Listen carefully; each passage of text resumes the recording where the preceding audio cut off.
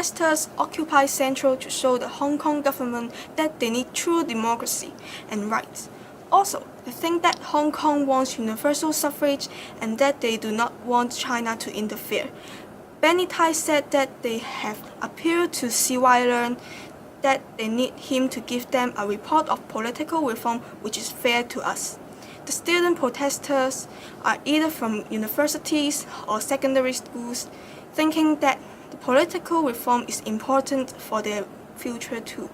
Joshua Wong, the leader of scholarism, posted an article on New York Times before.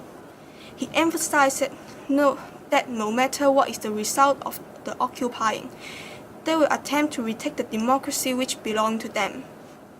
On the other hand, the Hong Kong government urges protesters to back down, saying they are disrupting the streets of Central. Chief Executive CY Leung said that China wouldn't back down from its position on Hong Kong. China won't compromise to the illegal threats of some protesters, he said. We still want to remain peaceful, calm, and think what is the best for Hong Kong, he added. Chief Secretary Carrie Lam said that there might be opportunities for change in the future, but she didn't say when or give an outline map for that. The head of police, Tang Wai-hung, on behalf of the government said, any attempt to block major thoroughfares in Central will lead to serious consequences and will not be tolerated. Meanwhile, in Beijing, China's Communist Party has warned of unimaginable consequences if demonstrations by pro-democrat campaigners in Hong Kong continue.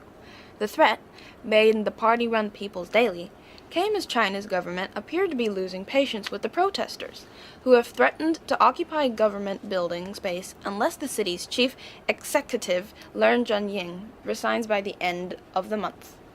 An editorial read on state TV called for people to support the government's efforts to deploy police enforcement decisively and restore the social order in Hong Kong as soon as possible.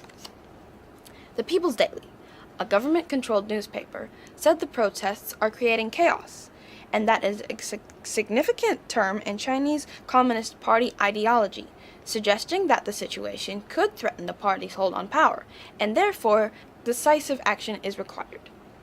Wang Ai said that the protests are China's internal affairs and that no country would allow illegal acts against public order.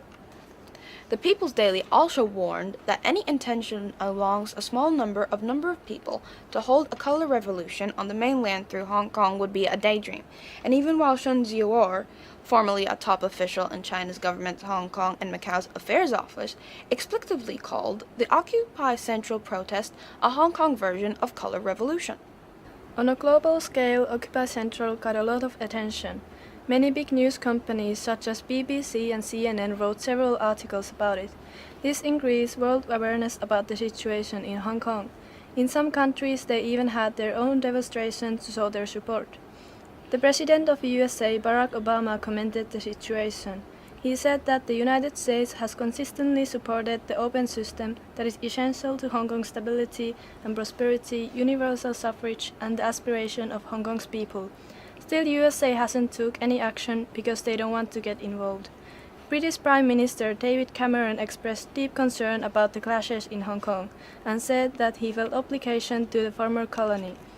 Russia's President Vladimir Putin instead stated that Occupy Central is one of West-sponsored color revolutions. This is the end of Global Minute.